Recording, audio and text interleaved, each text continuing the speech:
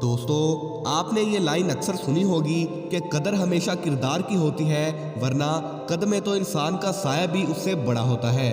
अगर आपने लोगों के बीच अपनी बहुत ही हाई वैल्यू बना रखी है तो हर जगह आपको इज्जत दी जाएगी। लोग आपको अच्छा या बुरा कहने से पहले 100 बार सोचेंगे।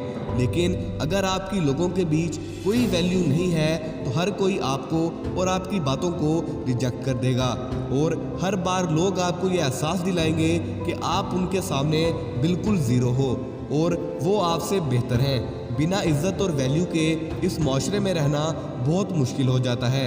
इज्जत वाहिद एक ऐसी चीज़ है जिसे कमाना पैसे से भी ज़्यादा मुश्किल है।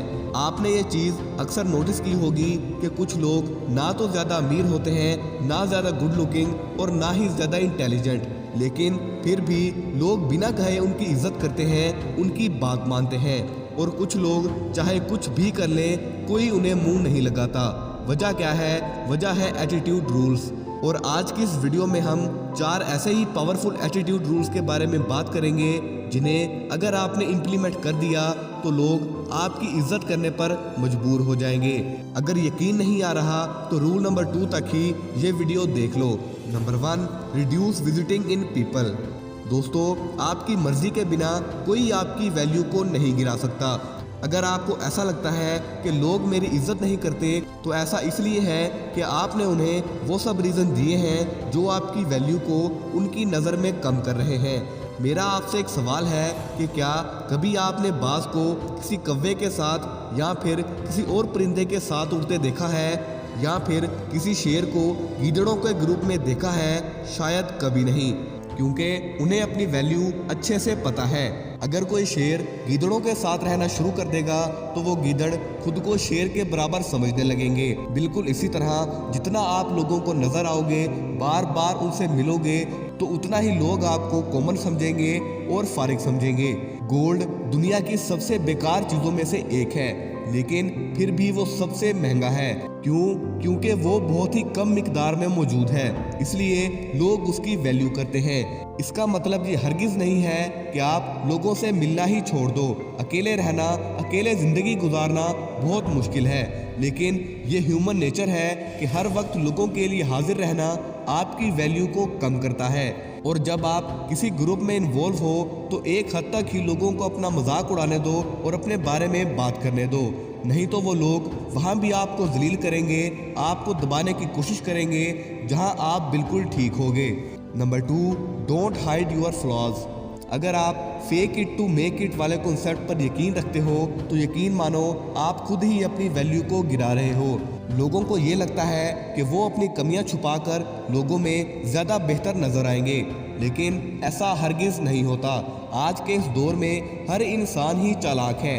जब भी आप लोगों के सामने अपनी कमियां छुपा रहे होते हो या कोई झूठ बोल रहे होते हो तो सामने वाला उसे फ़ौरन से पहले पकड़ लेता है। इसका नुकसान ये होता है कि लोग आप पर ट्रस्ट नहीं करते और आपकी इमेज उनकी नज़रों में फेक इंसान की तरह बैठ जाती है। ये बात जितनी जल्दी हो सके समझ जाओ कि कोई भी इंसान परफेक्ट नहीं होता। लोग आपकी कमियों से आपको जज नहीं करते, उन्हें परफेक्शन नहीं चाहिए है। वो इस बात से आपको जज करते हैं कि आप अपनी कमियों को कैसे देखते हो। अपनी खामियों को एक्सेप्ट करना बहुत ही हिम्मत वाला काम है, लेकिन वैल्यू उन्हीं की जाती है जिनमें सच बोलने की हिम्मत हो। Number 3, change your behaviour and use sweet language. कहा जाता है कि मीठा बोलने वाले की मिर्ची भी बिक जाती है और कड़वा बोलने वाले का शहद भी नहीं बिकता। वो इंसान जो अपनी ज़ुबान से घटिया लैंग्वेज का यूज़ करता है, उसको बर्बाद होने से कोई नहीं रोक सकता। मान लो 2 लोगों की राइस की दुकान है, पहले की प्राइस भी बहुत कम है और क्वालिटी भी बहुत ज़्यादा अच्छी है, लेकिन फिर भी दूसरे की शॉप में लोगों का ज़्यादा रश रहता है।